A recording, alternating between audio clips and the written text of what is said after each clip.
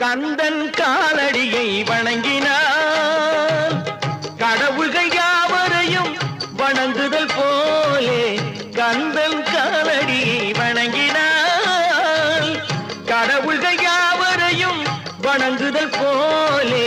கந்தன் காலடியை வணங்கினான்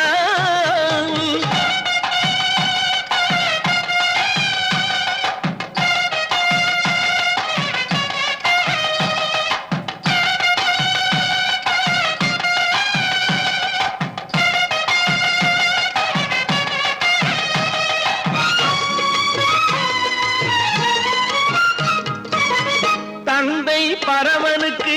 சிவகுருநாதன் தாயார் பார்வதியின் சக்திதானே வேலன் சிவசக்திதானே வேலன் தந்தை பரமனுக்கு